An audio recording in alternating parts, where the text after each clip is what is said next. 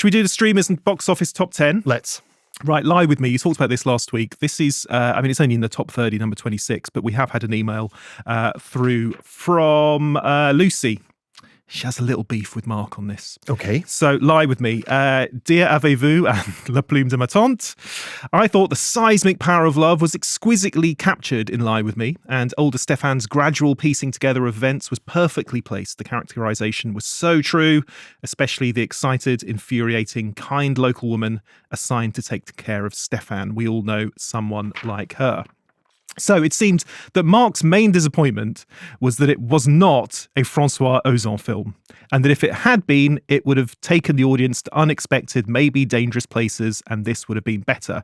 It's as though Mark was saying, you haven't made the film in the way I want it to be made, therefore I don't like the film you have made. I mean, that's Mark, isn't it? I mean, that's that's kind of summing him up, but that's why we love him. I saw Lie With Me in the immediate aftermath of England losing to Spain, and it made me think, if you don't get people watching the Lionesses, you don't get people watching the Lionesses and saying, I don't like you playing football, I want you playing rugby instead. Maybe this is a result of the on-demand world we live in, where we expect everything to be curated precisely to our individual taste.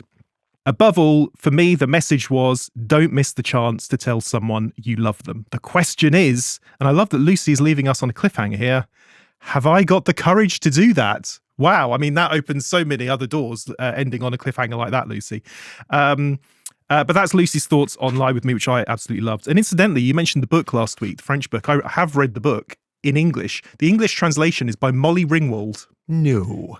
Molly Ringwald, who is a real Francophile, has done the English translation of the book Lie With Me, which is well worth a read. And I'm guessing that's why your attention was caught by it. It is, absolutely, yeah. I mean, look, I feel slightly guilty here because it was me that brought up Ozon, not as a criticism, but just when you hear the premise of the film, you think, okay, so this is going to be like Ozon, there's going to be a degree of trickery and deception here. And it just isn't that at all. No. It's a very charming, emotionally heart in its sleeve drama. And yes, I think the central relationship is really tenderly played. Call Me By Your Name has been the main comparison, I think, that people have been making as well. Right, in the UK top 10 then, not in the US yet, it's Gran Turismo, based on a true story. Yes, this is sunk like a rock. I mean, it's surprising, given that people seem warmly disposed towards it. I have to say, I plan to catch up with it, but was completely sidetracked by this week's Take It or Leave It, you decide, so I'm afraid I can't vouch for either way. But I'm surprised that it's fallen as quickly as it has, because what is it, number... 10 this week in its second week of release. Yeah. Which, I mean, you have to assume for a video game with that kind of profile, Sony would have been hoping for it to do a bit better than that. Well, Dan from Devon is kind of outraged. He opens with a motor racing joke. Hello, Eau Rouge and Radiant. I'm sure people who know motor racing will get that gag. Dan says, I'm a sim racer, lifelong car enthusiast, track day driver, and cinephile. First of all, I was really frustrated with the direction and cutting of the racing sequences in Gran Turismo. One of the key films of the film that the film explores is escapism through immersion. Archie Madaquay's Jan states that he loves driving because it gives him the sense of the world slowing down around him. However, for the viewer, things never really slow down. It's just flat-out montage. Secondly, Jan's story is incredible, but he was not the first Gran Turismo graduate, nor was he the first Gran Turismo graduate to race with some success, especially at Le Mans. This is quite an ironic point to reflect on, especially when you consider how the film highlights a decision to choose one driver over another based on marketability. In addition to this, the shocking event that occurs in the second act and becomes Jan's crossing the Rubicon moment in reality happened 2 years after Jan raced at Le Mans. In conclusion, there is so much more I could rant about, from cars racing in categories which they aren't legal to race in, to illegal racing overtakes which seemingly go unpunished. Ultimately, I'm just left bewildered at how a movie about a video game, which then argues that it's a simulator due to its realism, could be so blatantly unrealistic. That's at 10, Gran Turismo. Which originally I think was just called Gran Turismo, but now it's Gran Turismo based on a true story, to separate it from the actual video game. At 9, it's Elemental. At 8, still in the top 10 in the US as well, Mission Impossible Dead Reckoning Part 1. I think we've probably said plenty about that one already. And then at number 7 and at number 8 in the US, it's Haunted Mansion. Yes. We've got an email on this one, haven't we? Yes, this is from Joshua. Dear Grim and Grinning. Do you get that? This has to be a reference to some Disney lore thing, right? It's the from the Disney theme park, I think, music for Haunted Mansion, the ride. And Joshua says, at the weekend, we took our weekly trip to the cinema to watch Haunted Mansion. Cinema visits have become a regular occurrence for the family since my dad's rare diagnosis of early onset Alzheimer's in 2018. He was 56, I was just 14. Since the diagnosis, the cinema has become a crucial way to spend time together when other father and son activities are limited. In the darkened seats of the big screen, Dad's disability lanyard fades into darkness, and film-induced laughter and gasps temporarily overshadow the struggles from Alzheimer's. So, as a huge Disney Parks fan, The Haunted Mansion was one of my most anticipated films of the summer, if not the year. Does the film have its flaws? Most certainly. It's being released in August to boost October Disney Plus subscriptions, probably. But for me, none of this mattered. International trips prove increasingly difficult for my dad's care needs, considerably so in a theme park packed with crowds. It's likely that I'll never have the chance to visit a Disney theme park with Dad again. With all of its abundance in Easter eggs and reference, at least the film allowed us to once again be welcomed as foolish mortals, return to the stretching room and pay a visit to the 999 happy haunts that reside in the mansion. Regardless of the quality, I welcome Disney's ongoing project to turn their theme park rides into films, if it means the theme park rides can now come to us via the medium of cinema. I mean, it's a brilliant email from Joshua, and I think it's sometimes easy to forget that we don't all watch films for the same reason, and we don't all want the same thing from films as well. So whatever we think about Haunted Mansion, and I thought it was fine, but not a great film. It clearly has its benefits for people like Joshua and his dad, and that's a wonderful thing. Goodness, I'm very delighted to hear that Joshua was able to get that out of it. I think what's peculiar about Haunted Mansion is much more so than the Pirates of the Caribbean films. Yeah. The Easter eggs that have been drawn from the fairground ride are absolutely central to this. And I mean, you saw the look of total blankness when you read out Dear Grim and Grinning. I mean, this is Disney nerdery on a level that I can't even begin to approach. There's so many points in the film where I thought, okay, this clearly means something to people who know this ride inside out. And I gather Haunted Mansion is one of those rides where people do just, they learn the script, they learn the songs, they know exactly every creature that's going to jump out at every juncture. So yes, maybe it works in a way for the fan base that it does not for someone like me who is going in hoping for a Pirates of the Caribbean-like family adventure, but in a haunted house.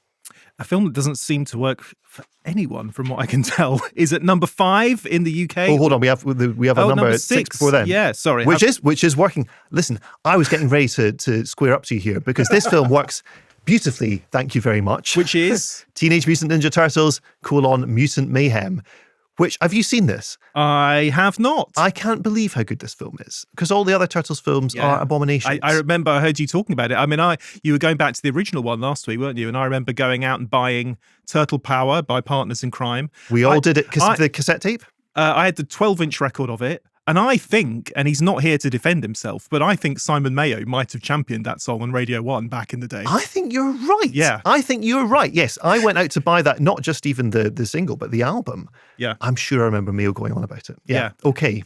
So that's at 6, Teenage Mutant Ninja Turtles Mutant Mayhem. At 5, right. So this is the film I was talking about when I said no one seems to like it. Mark certainly didn't do a great review of it last week. He wasn't a fan. He did a very funny review. Very funny review. I mean, I'm always amused when Mark mentions Mr. Happy. That always makes me smile. There were lots of mentions of Mr. Happy last week in his review of Strays.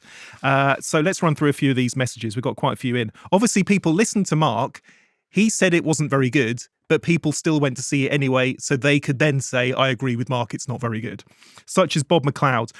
Went to see it before watching the review, actually. And I have to say, Mark is spot on. The first 20 minutes was enjoyable. The next 20 was okay, and then the amount of swearing and use of schoolboy humour just became tedious. For the first time in 2023, I didn't want to make it to the end. I didn't actually make it to the end. Sad, because the premise of the story was actually really good, but was let down by really bad script writers. And this is from Mother Player. It's already disappointing enough to have seen this marketed for months, and now find out it's just another Lord Miller name drop rather than direction. I do worry that Lord and Miller, I'm a big fan of them, they might be spreading themselves a little thin. And actually, I was looking up to see when they did last direct a movie. This is one they produced, Strays. And it was back in, I think it was 22 Jump Street and the Lego movie really? They did around the same time. But since then, it's been productions, and Christopher Miller's now working on The After Party, which is a show on Apple TV+. But yeah, I would like to see them return perhaps to their halcyon days, the great days of the Lego movie. Yes, I mean, the thing is, Lord and Miller's absence comes in tandem with this total lack, and we'll talk about this later in the show connected to Theatre Camp, the total lack of straight comedies in cinemas. I mean, there just are almost none. I was trying to think how many I'd seen so not, horror comedies or action comedies or some kind of spin on the format, but just a film that's setting out to be funny first and foremost. So since cinemas reopened, Strays is one. No Hard Feelings? No Hard Feelings is one. And The Lost City is, it's not that actiony, so arguably that's one as well. I think that's it. That's 3 films in 3 years. And then a 4th this week, which we will come to. But and the ones the other ones have just not done anything. Like Joyride came out a few weeks ago. Oh yes, Joyride, of course. But people don't go and see them. Yeah. Then they're not popular. So that's at 5. Strays at 4. Number 6 in the US, 4 in the UK.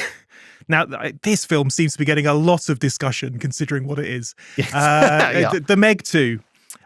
So I know Marcus talks a lot about this.